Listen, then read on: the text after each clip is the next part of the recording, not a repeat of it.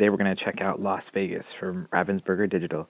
It's been a while since we've had a title from these folks, so let's take a look at this light dice game and see how it translates to iOS.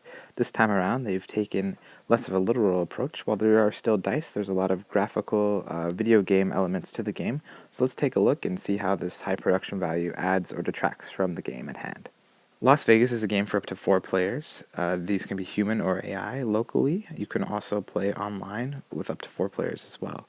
The game features AI of varying difficulties, which make better or worse decisions, as this is mostly a probability game.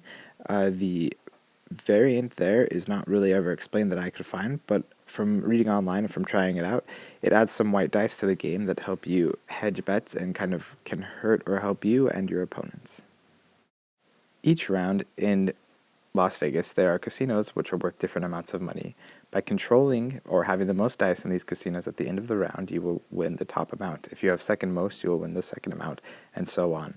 The goal of the game, of course, is to claim as many of the casinos as possible by properly spreading around your 8 dice. This means that you could maybe put all of your dice into one casino that will give you $90,000, which is around the top, or you could spread it out and win several different casinos. So your goal is to, in the early part of the game, decide how many dice to allocate, what to hold back, and what your probability of rolling something down the line will be.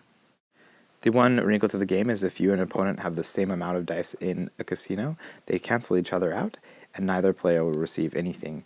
This can also work in, say, a 3-player game. If 2 players are tied and the lower player is unique, they will then win the prize even though they have less dice than the 2 players which are tied. It's a dice game, so there's a lot of randomness. You're not going to have full control over everything that happens. However, in the early parts of each round, I feel like you really do have a lot of choices that you need to make. In the later parts, of course, you're just kind of trying to hope that the right numbers come up, but you really have no control over that other than maybe if your match can control probability, which most of us cannot. At the end of each round, you'll be rewarded the money which you won in each casino, and at the end of a series of rounds, one player will be declared the winner. Las Vegas is a fairly light dice game.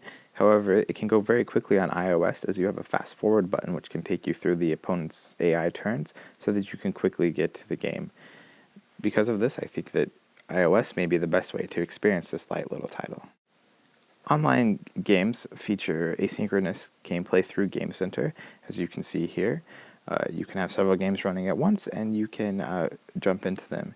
Each time you will take a quick turn, which is rolling your dice and then deciding where to allocate them into one of the casinos. You also, as you can see here, will see a replay of your opponent's turn, and you can see what choices they made, so you can decide what to do on your turn. You can also fast forward through their turns if you do not wish to watch them deliberate. The game does not feature a lot of fancy features. There's no chat or a way to see if a player is online or offline easily, but the gameplay is stable online, and you can just take a turn and wait for the indicator to let you know that it is your turn again. Other than that, you have options for music, sound effects. You can turn on and off the tutorial, which you actually have to click in 2 places if you want it to actually work, which is very frustrating. There also is this tilt camera thing that you can see that I'm doing, going back and forth, kind of looking around this little virtual world. Other than that, you can check out some of the latest news from Ravensburger, as well as some of their other games.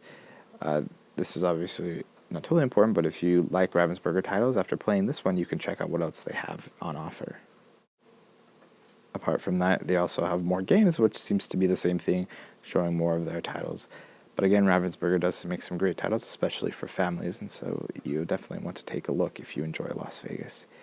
Apart from that, there are leaderboards which show you how much money you've won entirely, how much you've won and lost, and then how you compare against other players online. There are also achievements to unlock, which are done through doing pretty difficult things, or sometimes things that just happen naturally. The leaderboards are definitely a cool place to just kind of see how you're stacking up against your friends. Las Vegas is a light family title that comes from Ravensburger Digital. This time around, they've really gone pretty highly in the graphics department. As you can see here, there's a lot to look at. There definitely is a lot of interest, and I think the gameplay is still very clear, and so there is no confusion. The game definitely lacks polish in some areas. For example, when you try to select your confirmation button for your turn, it can sometimes select two of the center hotels on accident, and you will suddenly be putting your dice in a place that you did not intend to. This is just sort of not completely thought out design on part of the game developers. The online gameplay works well, and I think the AI opponents are fairly challenging, at least as challenging as a game of this type can be, since it is all dependent on reading probability, and if you do that well enough, you can read it as well as any AI opponent.